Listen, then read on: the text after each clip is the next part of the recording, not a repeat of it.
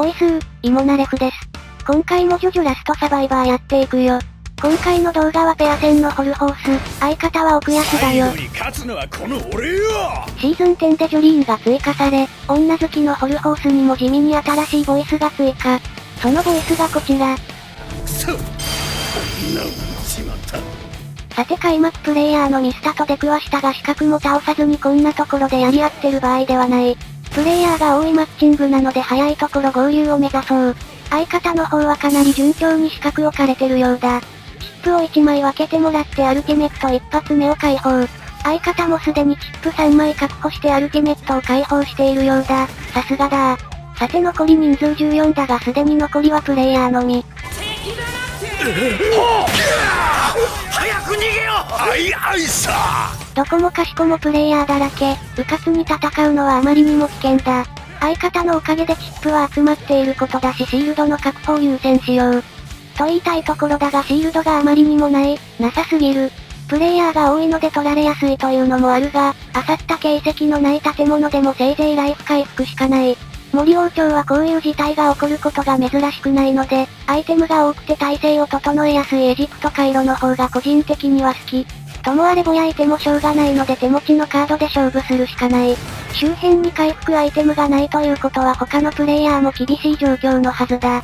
極力消耗を避けながら少しずつでもダメージを入れていけばきっと後半有利になる。今回はとにかく攻撃を差し込むチャンスになっても深入りはせず、狙われたら即刻逃げることを意識しよう。こういう対戦の時あまり足を止めずに遮蔽物の向こう側に攻撃できるホルホースの性能が光るのだが相手もホルホース、削り合いになる前に逃げるに限る。さて相変わらずシールドがないが戦えるだけの体力はある状態で後半に差し掛かろうとしているな。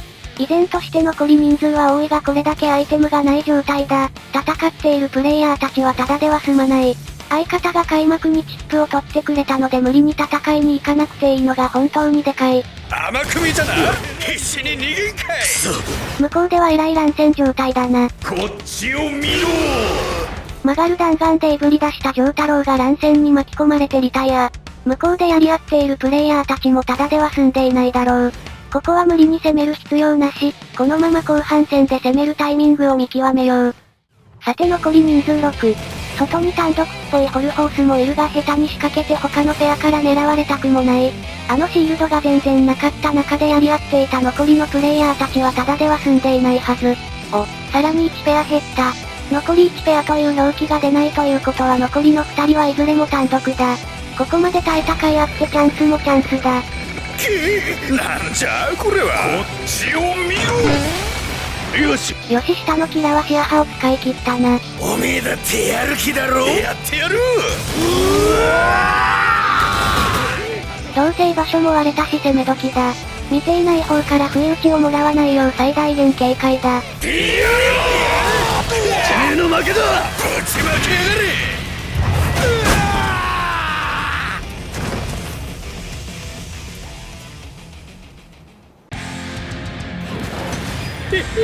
あっさり死んじまったな。横から一網打尽を狙ってきたホルホースにとどめを刺して勝利。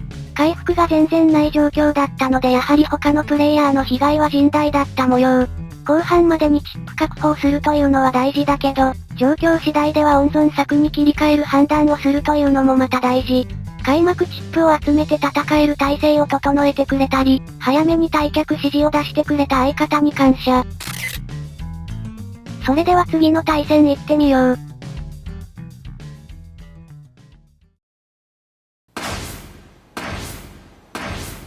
最後に勝つのはこの俺よ。今度の相方は丈太郎だよ。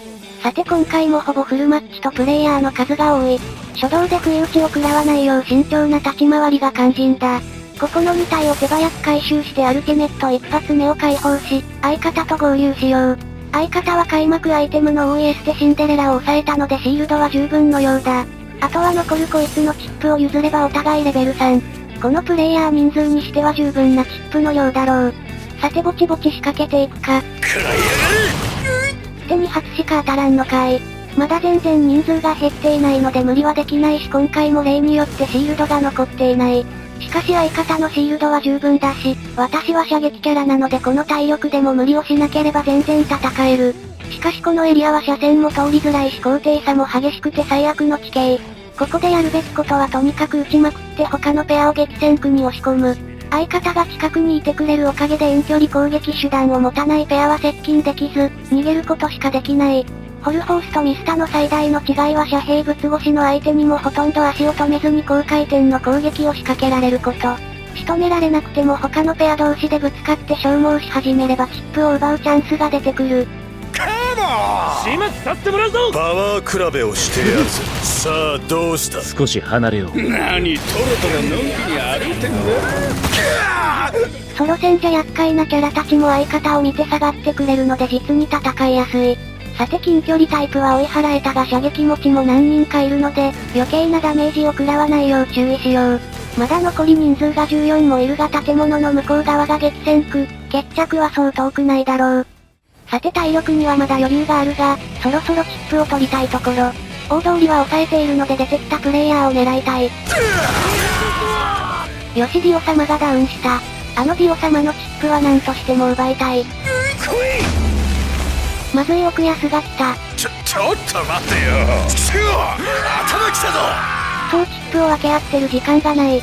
相手に取られるくらいなら取ってしまうしかない。さてさすがに人数が減ってきたな。屋内は露伴先生がまだいるので安全が確保できている大通りに下がろう。どこでアルティメットを使うか。ザ・ワールドペロ、これは。ロードローラーだ。こいつはついてるぜ。二人で行くぜ。やりゃいいんだろう。俺が時を止めた。オラ時は動き始めた。脳みそ床にバキバキあれ。ディオさんよ。